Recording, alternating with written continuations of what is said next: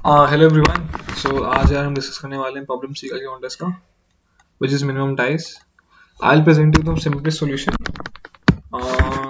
I will basically help you in understanding the intuition behind it. बाकी you have to figure it out on your own कि exactly मैंने क्या करा है। Okay, so problem ये है हमारे पास कि हमारे पास एन टीम्स हैं जो आपस में कम्पीट कर रही हैं। हमको एक ऐसी सिचुएशन क्रिएट करनी है कि at the end of the tournament basically सबके पॉइंट सेम हो, but it should have minimum number of drawers. Like मुझे क्वेश्चन पड़ती है आईपीएल की याद आई थी कि मैं जैसे आईपीएल में हमारी 8 टीम्स होती हैं, 8 ही है ना। हाँ, तो अगर हम एक राउंड पूरा कर लें तो एक टीम हमारी n-1 मैचेस खेलती है, मतलब एक टीम हमारी 7 मैचेस खेलती है। और that's how the score get decided. अब क्वेश्चन हमारा ये था कि हमको बेसिकली सबके मतलब ऐसा बताना है कि एक राउंड के बाद सबके पॉइंट्स इक्वल हो, ऐसा कुछ सिनेरियो क्रिएट करना है। अगर मान लो हम आईपीएल खेल रहे हैं तो हमारे पास लेट्स सपोज हमारे पास 8 टीम्स थी, सब ने आपस में ड्रॉ कर लिया, सबके 7 पॉइंट्स थे, मतलब सबको 7 पॉइंट्स मिल गए एक राउंड के बाद। उसमें तो होते हैं 2 राउंड, तो उसमें टोटल पॉइंट्स 14 हो जाते हैं, बट अभी एक राउंड की बात कर रहा हूँ मैं। सब ने ड्रॉ कर लिया, सबके 7 पॉइंट्स हो गए। सो इसके बाद क्या होगा, इसके बाद ये कंडीशन तब है जब सबने ड्रॉ कर लिया। अब हो सकता है कोई ऐसा कंडीशन हो जब कोई जीता हो, कोई हारा हो, बट उसके भी 7 पॉइंट्स ही हो। तो हमको बेसिकली वो सिनेरियो प्रिंट करना है जिसमें ऐसा कुछ हो कि हार जीत ज़्यादा हो, नंबर ऑफ ड्रॉज कम हो। नंबर ऑफ ड्रॉज कम करना है हमको बेसिकली। सो इसको हम ऐसे सोच सकते हैं कि अगर हम सोचें ऐसा कुछ, वैसे हमको ये तो बताना कि आरसीबी कभी जीतती नहीं है। वो आरसीबी तो लास्ट मतलब क्या बोला, छोड़ो उसको। अपनी फ्रस्ट्रेशन यहाँ पे क्यों निकालूं मैं। किसी क्वेश्चन पे आते हैं। क्वेश्चन हमारा ये है कि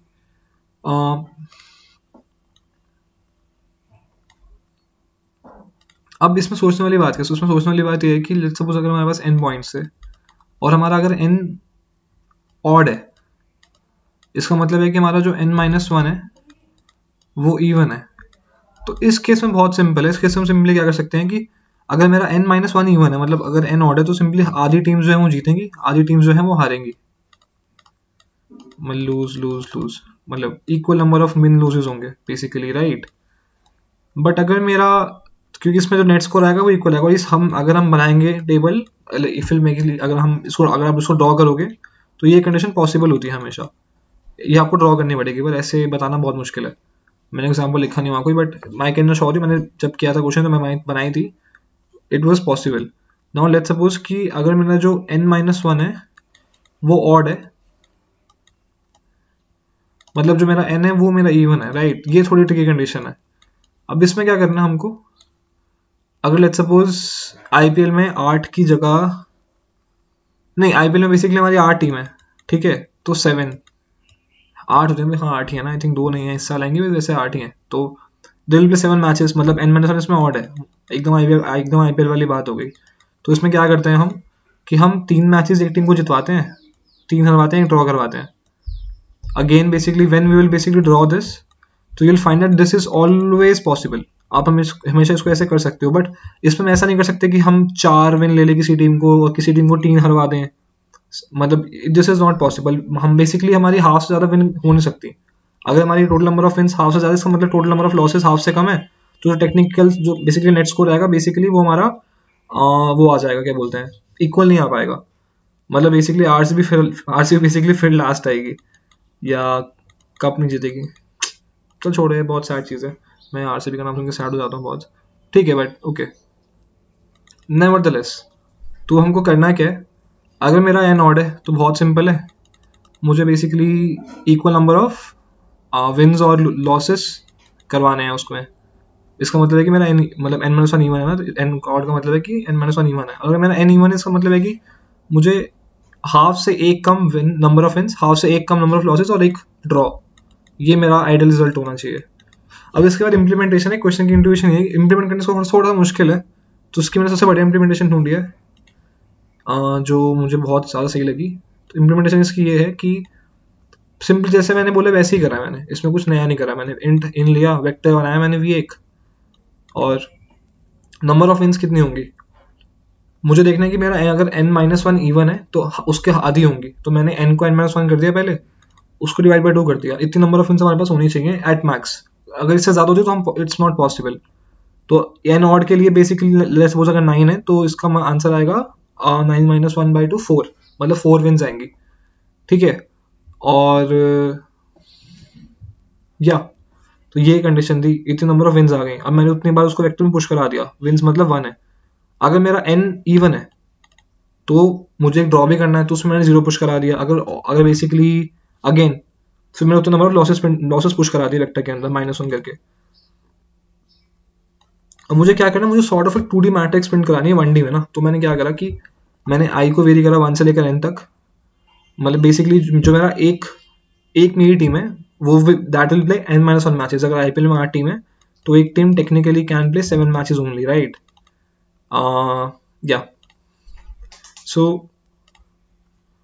what I have done is कि मैंने हर टीम के लिए प्रिंट करना स्टार्ट कर दिया। मतलब मैंने j को 0 से वेरी करा, n-i तक करा, i मेरा 1 से स्टार्ट हो रहा है, और मैंने सी आउट कर दिया। विजय करेगा क्या, ये बेसिकली एक टीम का ना सब टीम्स के साथ रिजल्ट प्रिंट कराता जाएगा। अभी मेरा वेक्टर में क्या है, अभी मेरा वेक्टर में है 1 0 0 0, मतलब अगर सिंस मेरे वेक्टर की जो लेंथ है ये मेरे हमेशा n-1 ही होनी है, तो जो अभी जो मेरा वेक्टर में है वो ये है, मतलब पूरा का पूरा ये है। लेट्स अगर मैं मान लो अगर मेरा 7 था तो 3 विन 3 लॉसेस हैं, मतलब 1 1 1 -1 -1 -1। इस वाले इसको देखो जो मैंने इसमें आउटपुट प्रिंट करा रखा है कि आधी विंस आधे लॉसेस।